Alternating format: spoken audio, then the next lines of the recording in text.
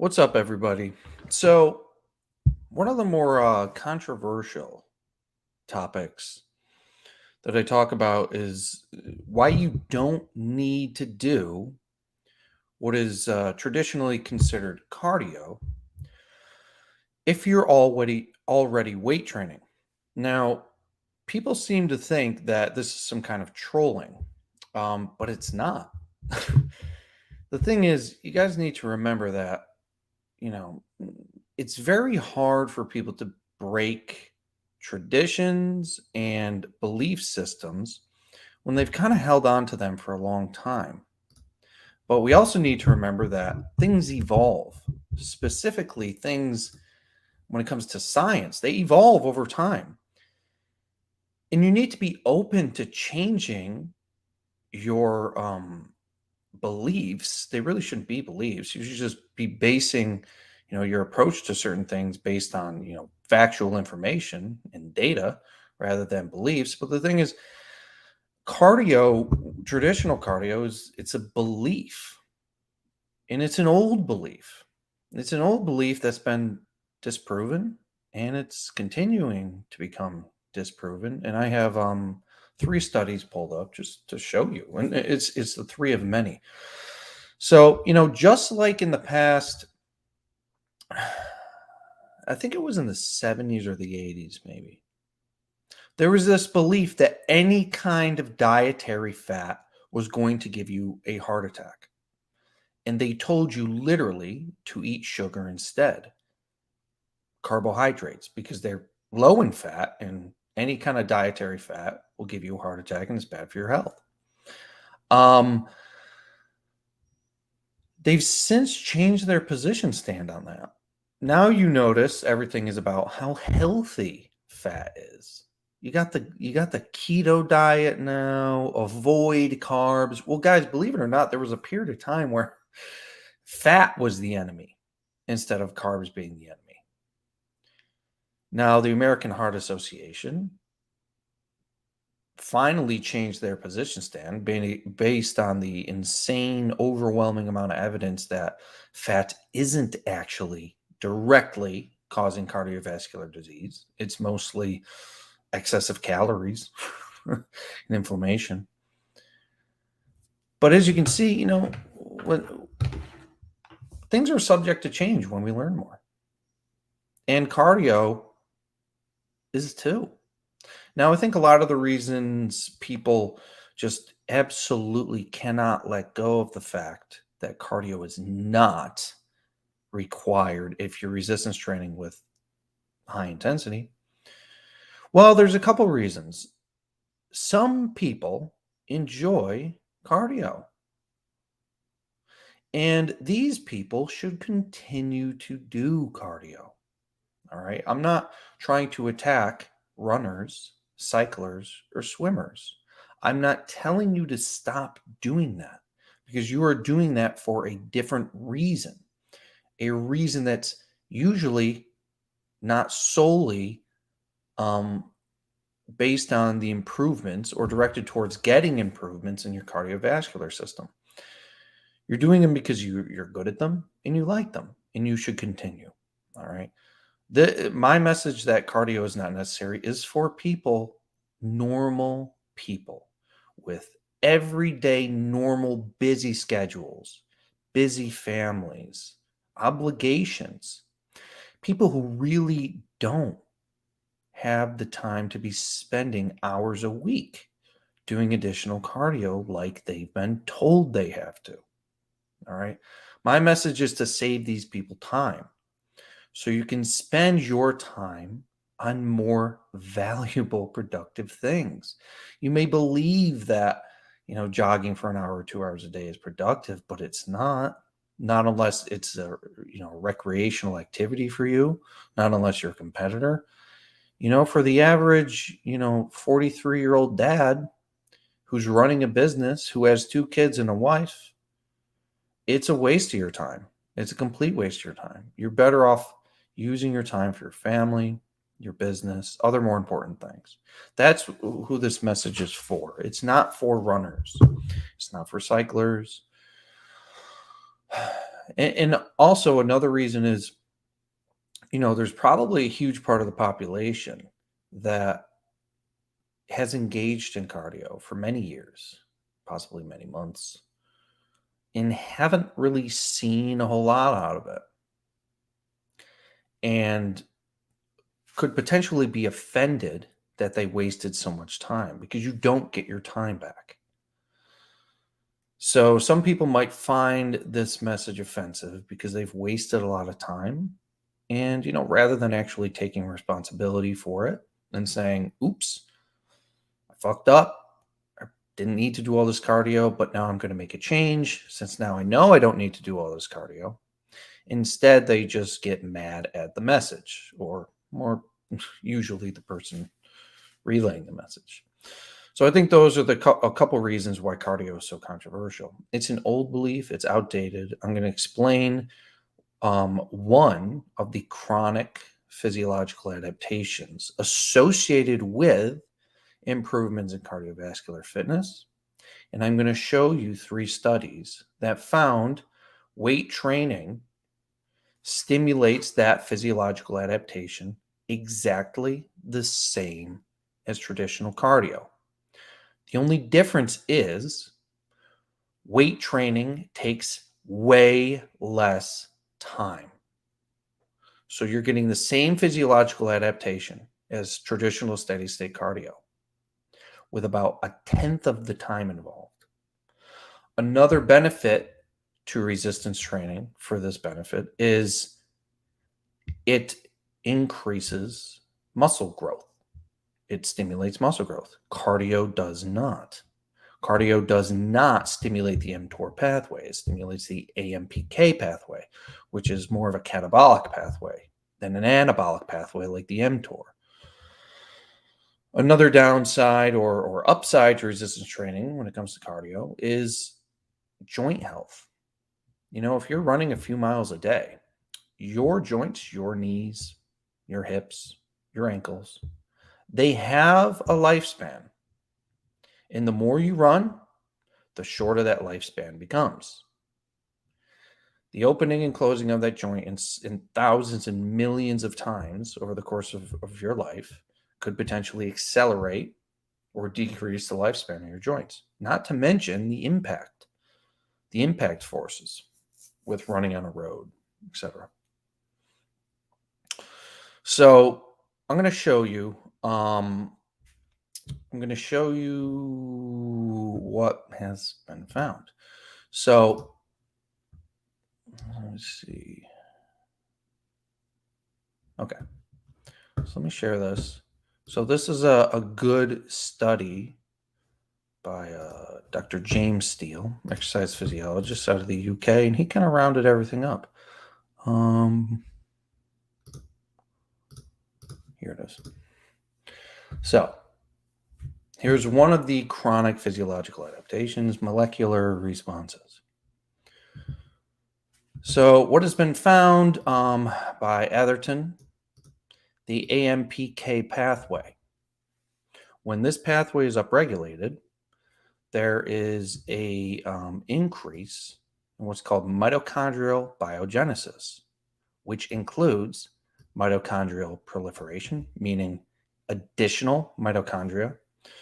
Remember, mitochondria are the organelles which consume the substrate.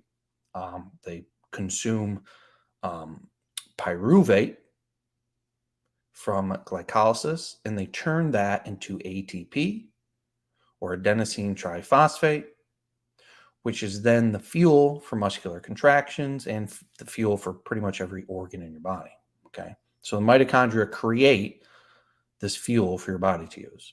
Now, if we have more mitochondria, we have more organelles, more little machines creating energy. Well, now you have metabolic efficiency. And now your cardiovascular system, the heart, lungs, blood vessels, don't have to work as hard to supply your muscle because the mitochondria is churning out energy so quickly. So that's why mitochondrial proliferation or additional mitochondria help with your cardiovascular system. Okay, so the AMPK pathway plays an important role in inducing mitochondrial biogenesis, which includes mitochondrial proliferation, and an upregulation of mitochondrial enzymes. The enzymes inside of the mitochondria, which are responsible for breaking down this pyruvate into ATP and usable energy. So the more efficiently your mitochondria work by an upregulation in their enzymes, and the more mitochondria you have, the more efficient your metabolism is going to be able to use the substrate, turn it into energy, and the less hard your cardiovascular system, heart, lungs, blood vessels, etc., are going to have to work to supply. So we're just going to focus on this one part today. We're going to focus on upregulation or stimulating the adenosine monophosphate activated protein kinase pathway, which is the AMPK pathway. All right, because this seems to be. So in the past, Atherton found that traditional cardio was responsible for stimulating this pathway and therefore these chronic adaptations. But there were several studies that showed that weight training does it exactly the same. Okay, so let's look at this one here. So this one tried to, actually, we'll start with this one here. This one's easier to interpret very quickly. This one, Journal of Applied Physiology, 2008, December 26, which is actually my birthday, which is kind of weird. Brief, intense interval exercise activates AMPK pathway signaling and increased expression of whatever particular gene. Okay. So, let's see if we can get a conclusion here.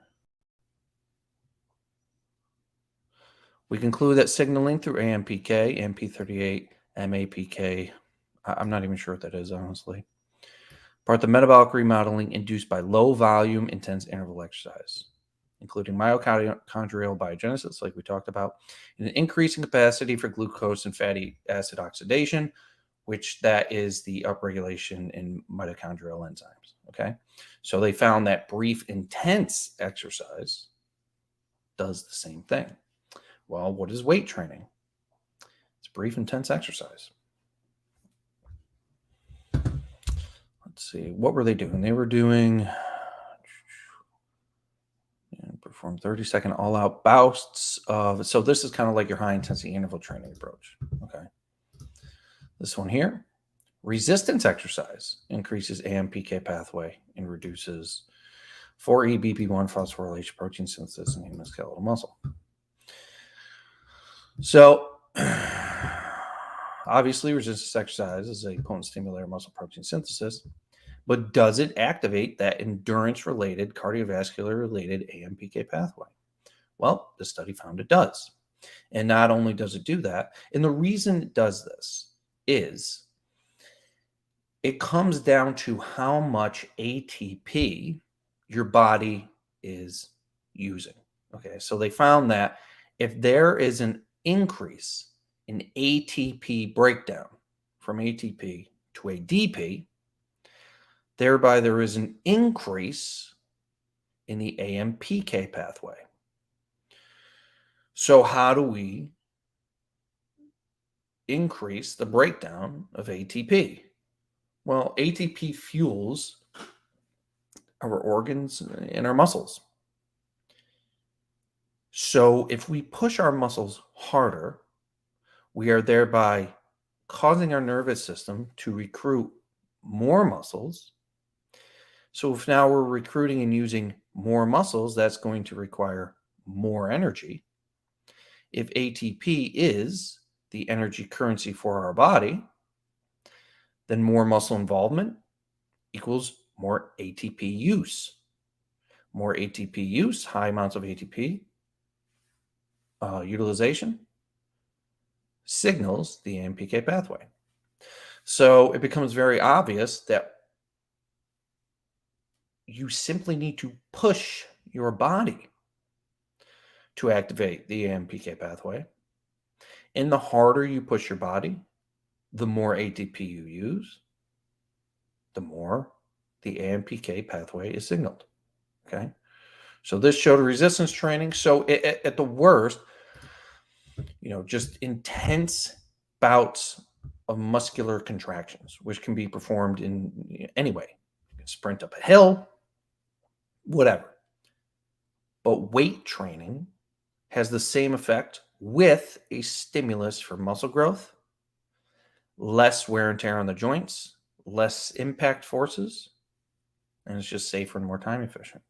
All right, this was another one, the AMPK pathway. So this study said they were doing an endurance approach to see the AMPK pathway activation. Okay, so they had people doing a one-leg knee extensor exercise for 3 weeks, but they were having them do them in a endurance type fashion. But if you look closer at the study, it was done in a progressive manner with an expected increase. During each session, the subjects were also worked for 5 to 7 minutes at 100%, meaning in very close proximity to failure. So upon further examination of this study, what they had was an endurance type environment, but they also included this 5 to 7 minutes of really high intensity, making it appear that 5 to 7 minutes of really high intensity is probably what stimulated the AMPK pathway. So all these 3 studies, which resulted in an AMPK increase, all had one thing in common: pushing the body hard. So if your AMPK pathway is stimulated, signaled, increase, you're going to have an increase in the amount of mitochondria and the efficiency of the mitochondria. When this happens, your cardiovascular system is going to improve in its efficiency. Cardiovascular fitness, cardiovascular health. And weight training increases this AMPK pathway, responsible for all of that, as effectively as cardio. So if you're doing your weight training sessions, additional cardio is not going to have an additional benefit on this process. Now, what most people observe is that what most people are observing is the skill component and the neurological adaptation associated with cardio. Now, if you haven't jogged in several years and you go for a jog, it's very difficult, obviously. Now you notice after a few weeks of jogging, it becomes easier. You can jog further and you don't get tired as easy. What most people conclude is that their cardio increased. While there was some mitochondrial proliferation, while there was some increase in capillaries, while there was some increase in mitochondrial enzymes, because you use your muscles to some degree, there was a physiological cardiovascular adaptation, but most of it was an increase in efficiency of movement and neurological efficiency and skill. So what actually happened over the course of those few weeks is your body learned how to run more efficiently. This allowed your body to burn far less energy running, which allows you to run further. And if your body's using less energy running, it's easier. Now, this is often misinterpreted as an increase in cardio. And people notice, well, I go to run and I'm out of breath. It's not that your cardiovascular system is bad. It's that you don't have the efficiency of movement or the neurological adaptation associated with running. If you took a marathon runner and you put them in a pool, they would get fatigued extremely quickly, even though their cardio is amazing. If you took a competitive swimmer and had them jog, having never jogged before or in a while, they would get very tired jogging. Both of these groups have very efficient cardiovascular systems. Both of these groups are in extremely good shape. But they would notice if they switched activities, they would become out of breath very quickly. But we know that their cardiovascular system isn't to blame. It's their nervous system. It has not yet adapted. Now, if you switch these groups and you give them a few weeks, their nervous system is going to adapt really quickly. Everything's going to become easy, etc. So if there's something particular that you need to know how to run for, then probably a good idea to run. But you don't need to run for your cardiovascular fitness. It's nonsense. This is an idea pushed and promoted by people who just don't know any better. They don't know this. Hold on one second. Should have turned that on. So does that make sense, guys?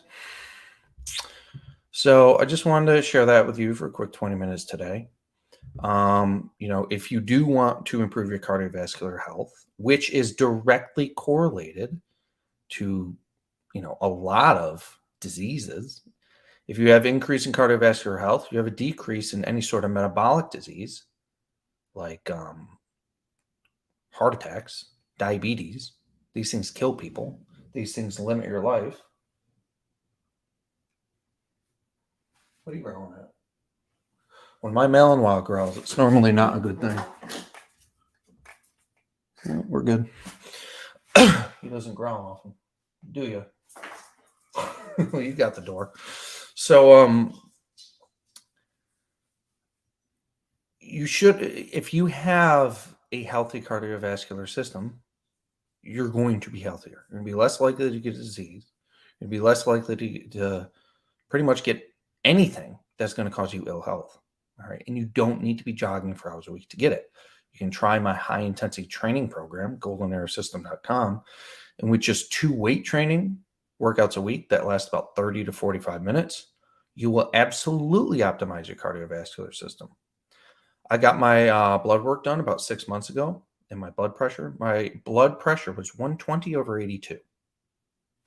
I do no cardio. My cholesterol was 140. Lungs, resting heart rate, 47, 48. I don't do any cardio, and I'm 218 pounds. I'm exactly 5 feet 11, 218 pounds.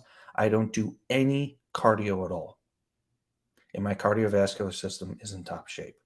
And you can do this with just 2 workouts a week if you do high intensity weight training, which I show you exactly how to do step by step in the goldenarrowsystem.com. All right, so let's ask some questions. I'll answer some questions.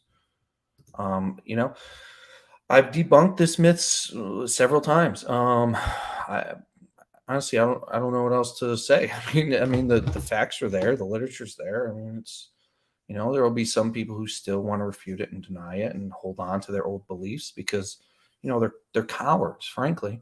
If you're going to look at this literature and still try to refute it, then you're scared and you're just a coward.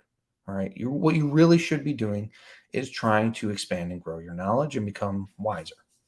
And when new conclusive evidence comes out that dispels old beliefs, and this new conclusive evidence actually improves people's lives by saving them time, you would be a complete asshole to work hard at refuting it. You're essentially working at wasting people's time, which is nuts. All right, so go ahead and ask some questions. Right, this is funny. Sure, cavemen all died of heart attacks because they had no carbs in the winter, and that's why the human race went extinct. All right, let's see. Here's a question. A lot of mainstream sources say 1 gram of protein per pound of body weight. Is that actually true? No. 1 gram of protein per pound of target body weight is more accurate. Sure, you could go 1 gram of protein per pound of body weight. It's not going to be bad, but it's excessive. So you'll probably want to go 1 gram per pound of target body weight. If you're 219 pounds and you're overweight and you should be about 180, then you should be aiming for 180 grams of protein. If you are 140 pounds and you're thin, you probably should, you want to get up to 150, 160. Well, then I recommend aiming for 150 or 160 grams. Plyometric training can work, but it's extremely dangerous. Yes. And so what plyometric training does is mildly recruit and fatigue muscle tissue. Not much. What people think plyometric training does is that functional capacity or that skill with the plyometric training, people thinks it transfers to other activities. It does not. If I practice juggling toasters, that does not make me a better NFL wide receiver. I'm throwing things and catching them, kind of. Plyometric training, jumping one leg out on a box, is kind of like something you would do in a football game.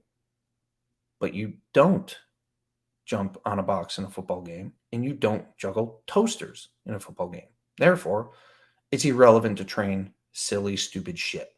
All right? Plyometric training is just a gimmick. Does walking count as cardio for you? For me, no. But for most people, I mean, the general consensus is walking is cardio. For me, no, because I don't consider to me, there is not a distinct dichotomy between cardio and other forms of exercise. All exercise places a demand on your cardiovascular system. Therefore, all exercise is cardio.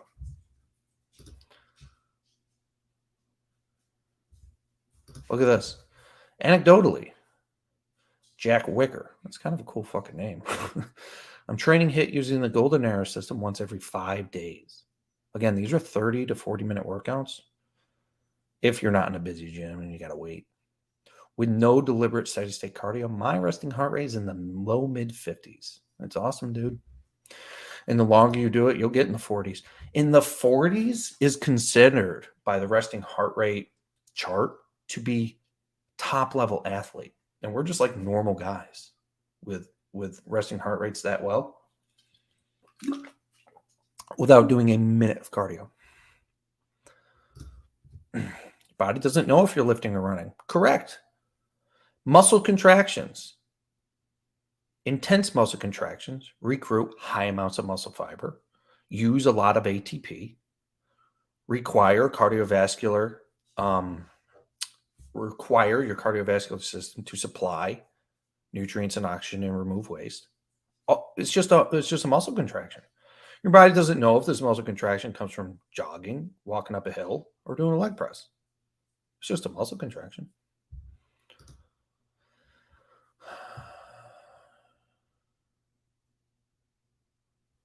All right, let's see. I tried removing cardio from my training routine for a few months and noticed my resting heart rate increasing and VO2 max decreasing. So the VO2 max is a very specific measure of oxygen uptake through your legs.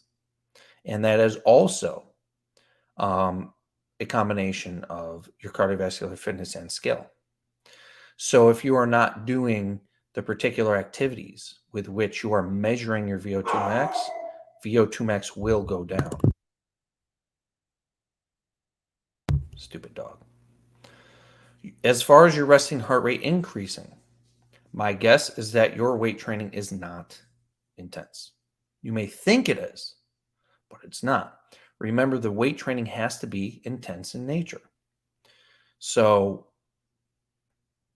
that's very likely the scenario. Because if your weight training is of high intensity in nature, with a volume of frequency you can recover from and adapt to, your resting heart rate will not go up. It will not. Right. And that was my question. What's your intensity like? So a lot of the times people think they're training intensely. They think they're training to failure, but you're not. No cardio here, just high intensity training. Resting heart rate in the mid 50s at 59. Okay. So this individual, I'm guessing that's what you're doing, but we've got several other people watching right now that have had the opposite effect of you. So let's see. All right. HIIT training on reduction. What do you mean? Do you mean calorie reduction? What are your thoughts on creatine? And supplementing daily will do your health and wellness. Well, I keep seeing things coming out that supplementing creatine is very good on your health. So my thoughts on creatine is I recommend it. Personally, I always take it a scoop, 5 grams, just before a workout. That's how I take it. I don't take it every day, but I do eat steak probably twice a week. So you do get a lot of creatine in red meat. Keep that in mind. Let's see. Currently taking a 10-day break. Looking forward to seeing the effects of a break. You're going to go back into the gym. You're going to have the best workout of your life. I'll tell you that right now. This is not a review on the Colorado experiment. Okay, let's see. Thoughts on doing heavy isometric for tendon sport specific strength arm wrestling, followed by conventional hit set to failure for muscle growth. Whew, I don't know. I'd have to think on that for a little while. How to train, if you're an arm wrestler. That's very, very intense on your body, arm wrestling.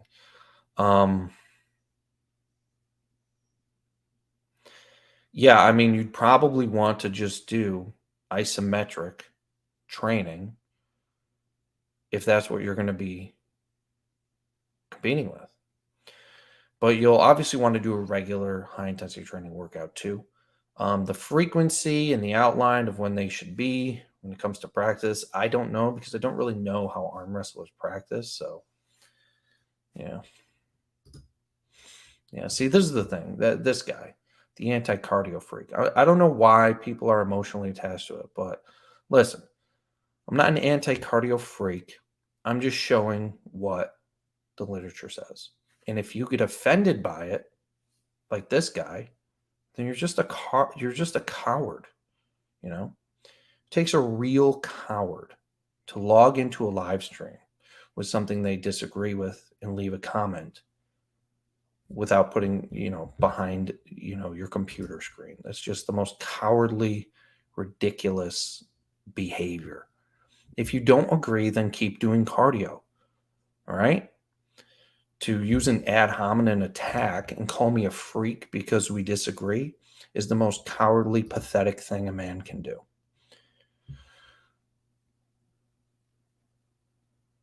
No. All right, let's see. So let me ask you this. Can I do stairs to help improve lower body then? Improve what in your lower body?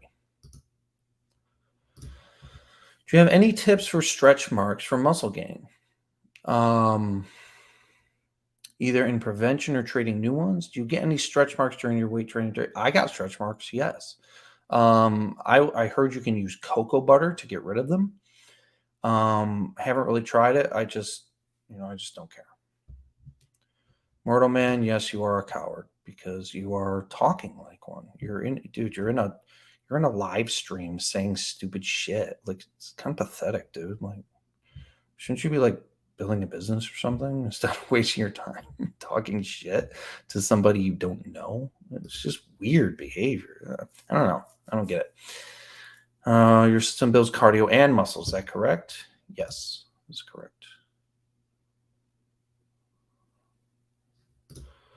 Okay, you said that you don't feel it's necessary to train biceps, triceps in isolation every workout. How frequently should you train isolation, bicep, tricep exercises? It's going to depend on you. It's going to depend on the individual. Can't really give a general recommendation for this. It really is going to depend on how you recover, honestly. I just, personally, and I haven't really noticed a difference. And I'll put it this way. I haven't trained biceps in my upper body workouts for a long time, probably over a year, and they haven't gotten smaller. They've continued to get slightly bigger. I know it's an anecdote, but I mean, there are plenty of people out there who think you need to do a direct biceps exercise, but we need to remember the biceps are elbow flexors. They are heavily involved in all pulling movements. Okay. So you may not need to do it. All right, let's see. Is it worth trying to build muscle with very low testosterone? Yes. There in one of Wayne Westcott's books, Dr. Wayne Westcott, He referenced a study where they measured a bunch of men's testosterone levels and then put them in a strength training program. Some men with low testosterone had great gains. Some men with high testosterone had poor gains. So testosterone is part of your ability to grow muscle, but it is not the be all end all of your ability to grow muscle. You can, in many cases, you will absolutely grow muscle with low testosterone. Having adequate levels will obviously improve your chances of optimal results, but hell yeah, of course you can. 160 pounds, leaner than ever after switching to HIIT. Nice, beautiful. Oh my God. You know what? Bye.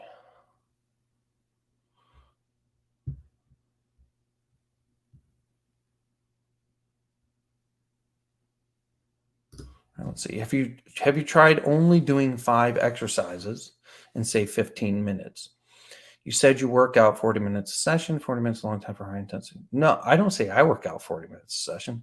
I said your workouts may take between 30 and 40 minutes, but it really depends on, are you using machines or are you using free weights? Are you in a busy gym? That kind of thing. Setup, waiting for machines, stuff like that.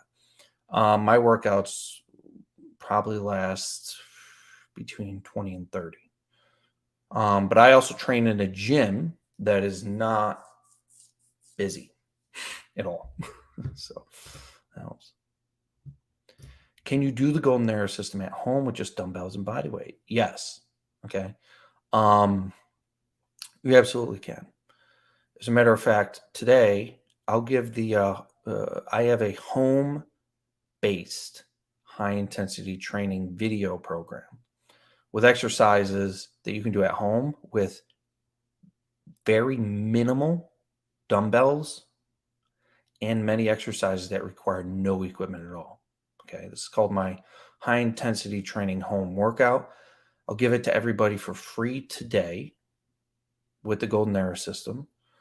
June 8th, 2023. If you order on June 8th, you'll get the high intensity training home workout with Golden Arrow system and you'll get it for free. And that will help you do it at home. I've got plenty of people training at home. Some of my clients, my VIP coaching clients, are making massive gains with nothing other than like a power rack. Okay. It's not the tools, it's how you use it. All right. If you had a heavy rock, you could get a great workout if you knew how to use it. So if you guys are training at home, I recommend you join my coaching program, my VIP mentorship program, where I guide you through every step of the way with your diet and your training. If you're working out at home, this is a extremely good idea for you. So that way I can show you what to do based on what you have. And in my VIP mentorship, I will also do virtual workouts with you where I will train you virtually while you're at your home gym. So if you really want to optimize, working out at home or body weight and just dumbbells, join my VIP coaching so that way I can monitor you and show you exactly what to do and train you.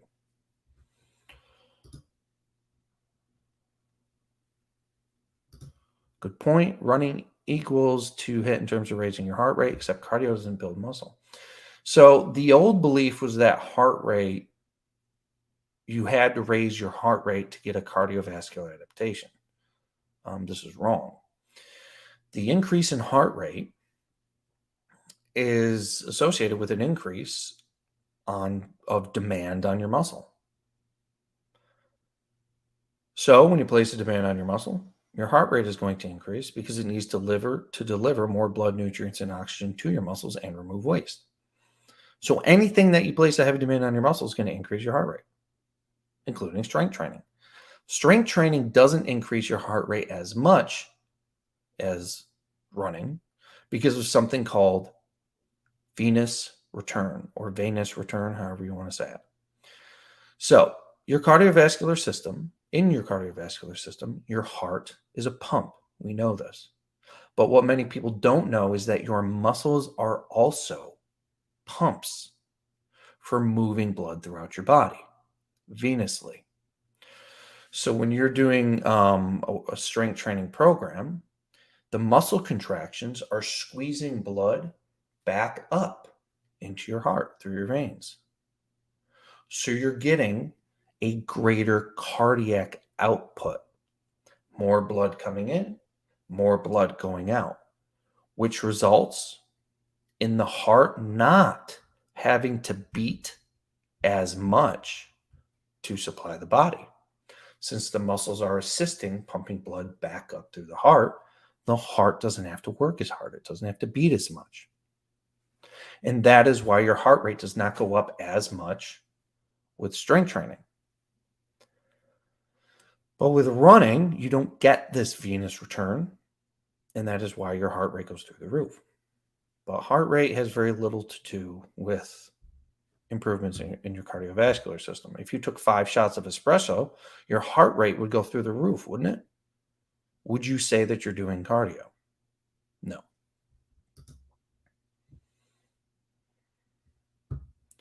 Yeah, Mortal Man, he got blocked. I just don't have the patience. If people are going to come in here and just disrupt, a normal conversation about exercise, like, a complete pussy, just like freaking out because he's offended. I'm just going to block him. That's not what this is for. This is not for people coming in here and getting all triggered like a little snowflake and getting mad. Probably a 130-pound nerd who's never even touched a woman in his life coming in here freaking out. No, you're just going to get blocked because it's very obvious that you lack character. And, people who act like that, man, I could tell you a story of probably what their life is like in about 1 second because, exercise stuff aside, an actual masculine, level-headed, controlled, determined, real man doesn't go into live stream chat rooms with things he disagrees about and pop offs and cries like a little girl. They don't. So sorry, Mortal Man, you are at heart a little girl. So you have to be blocked because I don't really like little girls in my live stream. This is for men and women who want to learn how to get in shape. It's not for little girls throwing temper tantrums. So sorry. All right, I'm going to go 1 or 2 more questions so I don't burn myself out today.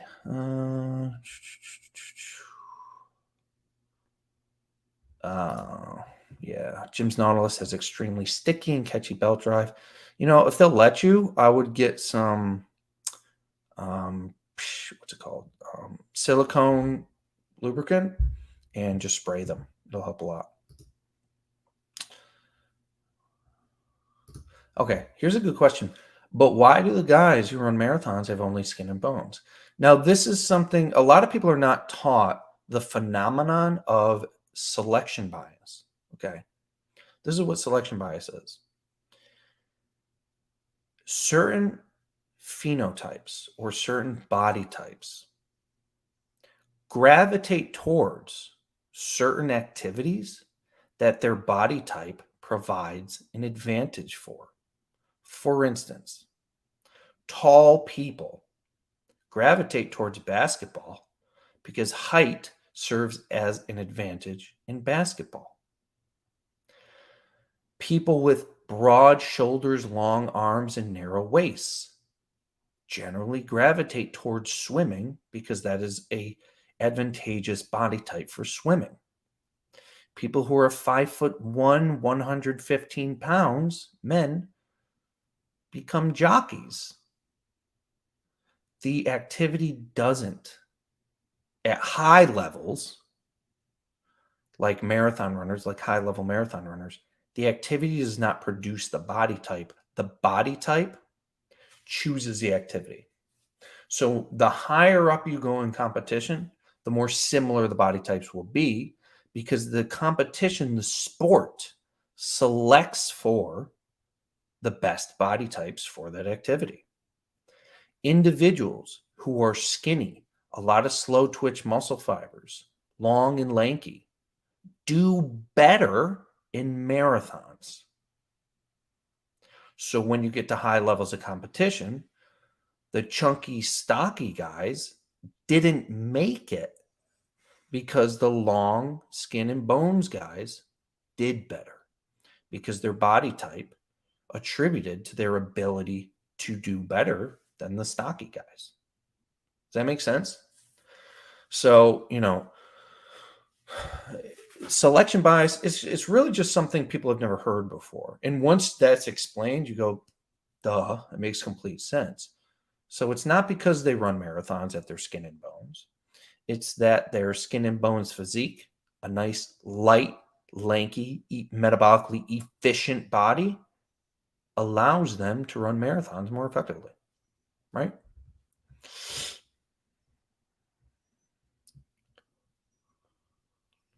Okay.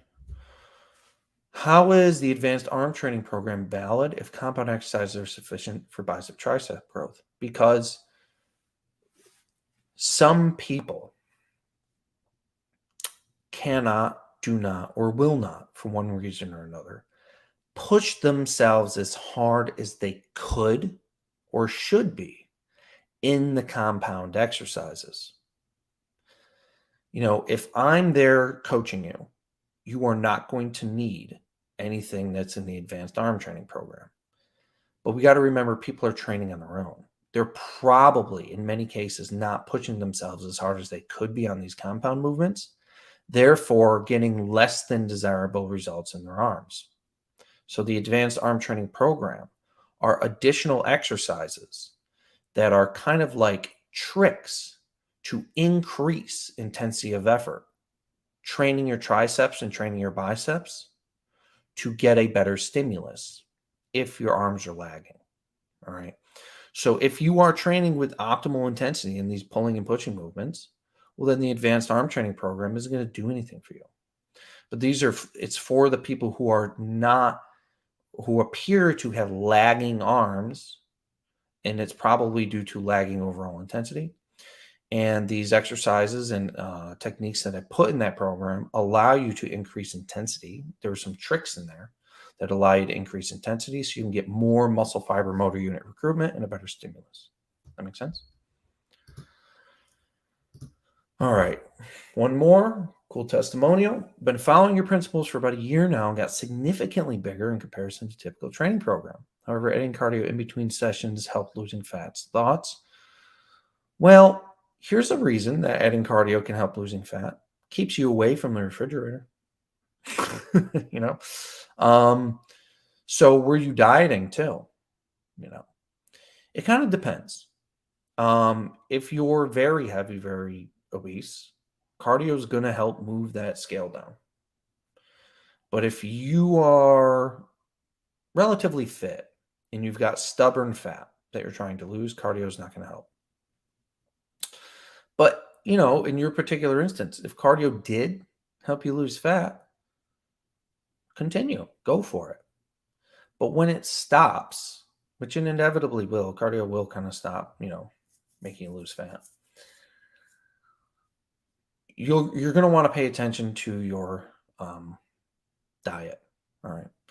So if you were doing a calorie restricted diet plus doing cardio, it was your calorie restricted diet. It was not the cardio. So pay attention to that. Okay. Pay attention. I have a lot of people say this. I remember I was kind of debating with this girl about the Peloton bike a few years ago. And I was just like, this is just an overpriced coat rack. And she was like, well, my sister lost 40 pounds on the Peloton bike. And I was like, no, she didn't. She was dieting too. And the response was, no, she didn't even change the way she was eating. And I'm thinking, you're lying. You're lying right now to not be wrong because you know you're wrong. Her sister, of course, changed the way she was eating. Lots of times people will attribute their weight loss or their success to whatever activity they were doing because there's more valor in running and doing all this activity than there is in admitting that you change your diet. And most of the fat loss just came from the diet. All right, so pay attention to that. All right. Where did you hear about calorie counting idea being inaccurate? There's a bill. Let me see if I have it. There's a bill passed by the FDA that allows for a 20% margin of error in the calorie amount and all the macronutrient amounts on food labels.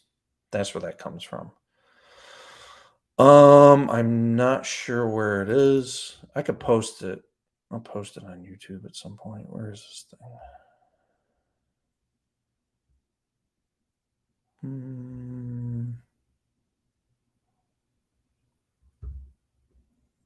I forgot what the bill is called.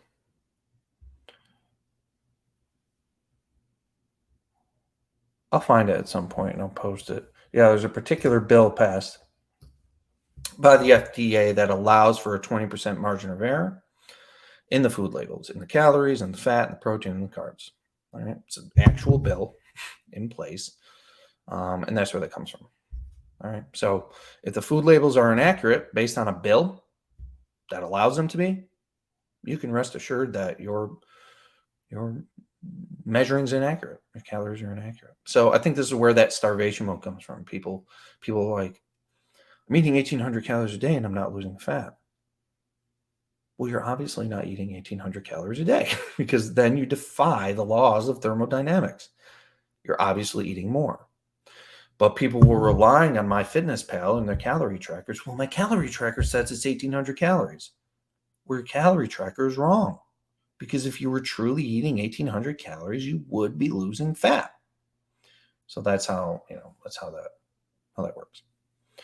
All right, guys, that's it for me today. Again, if you want to join my VIP mentorship, it is a lifetime access to me as your mentor, designing, guiding you, and adjusting your workout until you get the best physique you've ever had, doing all those things for your diet as well, having unlimited access to me as your coach and your mentor, to get you in the best physique you've ever been in, and you will learn a ton about exercise in the process because I will teach you everything. We do group calls. We have a discussion group. It's great. There's a link in the bio for that. And if you haven't tried the Golden Era system, I promise you it will drastically increase your cardiovascular health. It will give you the fastest results you've ever had in exercise. And it's only going to take 2 workouts a week. And you've got to try it to see it. Because once you watch the videos and it's explained and you do the exercises the way the videos tell you to do them, you will then realize why it is as effective as it is. All right? Remember to hit the like, subscribe, hit the notification for when I go live because I'm going to be doing a lot more live streams. Shorter ones, 45 minutes to an hour. So make sure you hit the bell notification icon so you can notify when I start. Because a lot of times I'm just going to do them at random. If I have an hour to kill, I'll just kind of hop on a live stream. All right. So I'll see you soon, guys. There's a bunch of new stuff coming soon. So pay attention and see you on the next live stream.